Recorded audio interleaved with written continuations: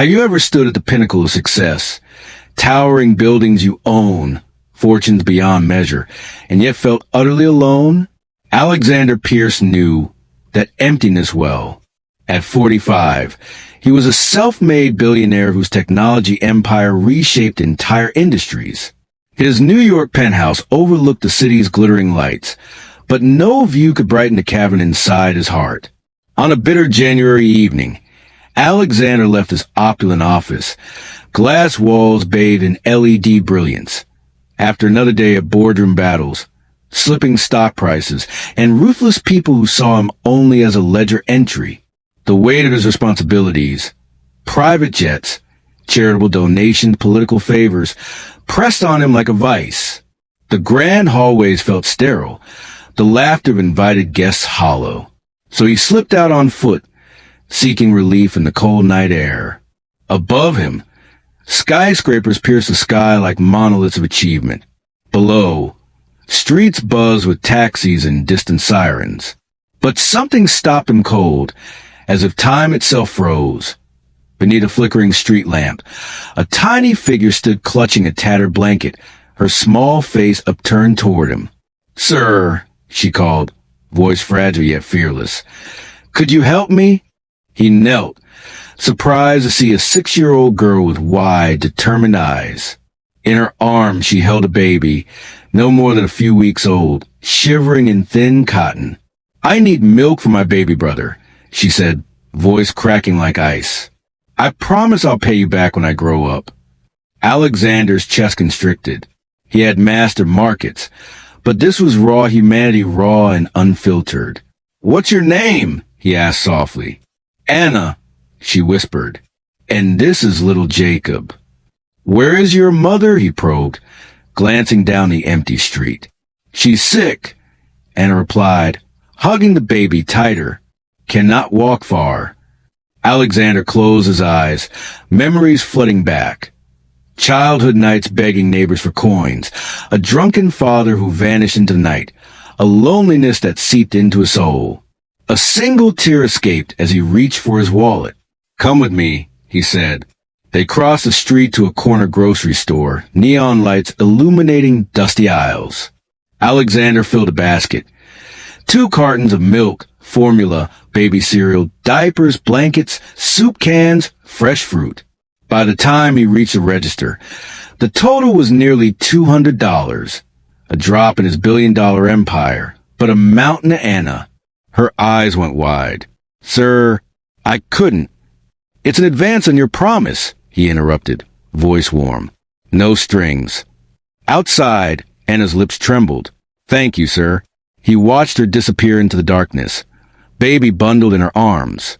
Something inside him shifted, a crack in the armor. He returned to his penthouse, but sleep eluded him. In the silence of his marble hallways, Anna's promise echoed. "I promise I'll pay you back when I grow up." At dawn, Alexander couldn't ignore the pull of that small voice. He retraced the steps to the underbridge arch where Anna had said her mother lived. Instead of home, he found cardboard mats, empty soup cans, and a frail woman lying on soggy blankets. Her face was drawn but gentle, eyes filled with love and exhaustion. Anna ran forward, wrapping her blanket around her mother's shoulders. "Mama," Mr. Pierce brought us food.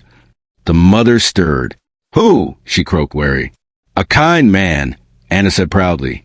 From the shadows, Alexander emerged. The mother's eyes flashed, fear, skepticism, pride. "Why are you here?" she demanded. He held up the grocery bags. "To help."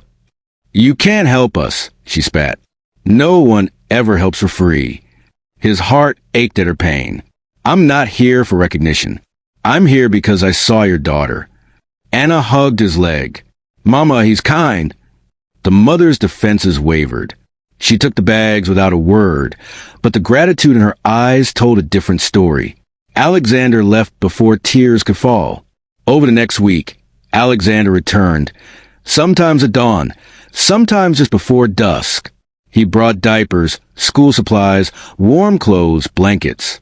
Each visit, he found Anna waiting, always eager to share stories of her day. Her dreams to become a teacher, to build a home where no one sleeps hungry.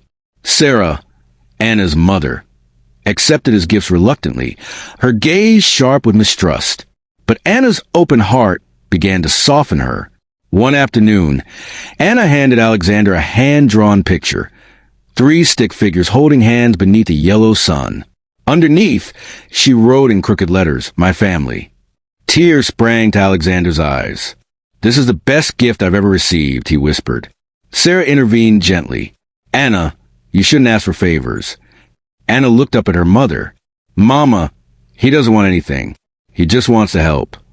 Sarah's eyes flickered with something between gratitude and grief. As weeks passed, Alexander realized that no amount of money could buy the dignity and warmth that family provided. His penthouse felt colder, emptier. His heart cried out for connection.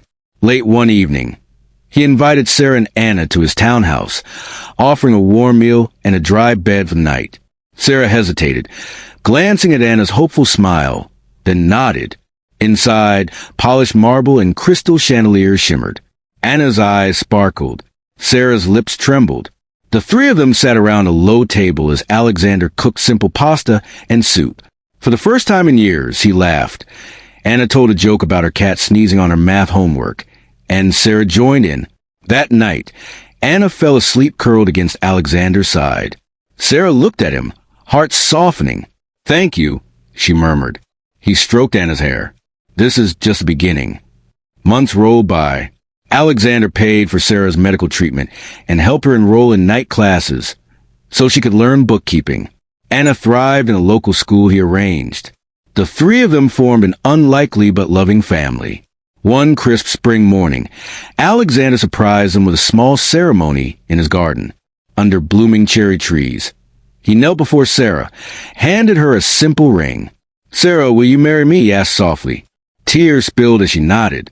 Anna cheered, petals drifting around them. Later, as newlyweds, Alexander adopted Anna and her baby brother Jacob. In the courthouse, Anna, now 8 years old, looked up at him and grinned. "Daddy, everything you did was because you love us." He held her hand. "Because you taught me what really matters," he said. "Promise fulfilled. I'll always take care of you." Alexander Pierce once believed that wealth meant controlling the world around him. But it was a 6-year-old's promise. "I promise I'll pay you back when I grow up." That unlocked his heart. He discovered that true riches lie not in bank accounts, but in the smiles of loved ones, the safety of a warm home, and the courage to offer compassion without expecting anything in return. If Anna and Alexander's journey moved you, drop a red heart in the comments and share where you're watching from. Have you ever experienced an act of kindness that changed your life? Tell us your story below. Your voice can inspire someone who needs hope today. Don't forget to like, share, and subscribe for more motivational tales that remind us the greatest fortune is the love we give and receive.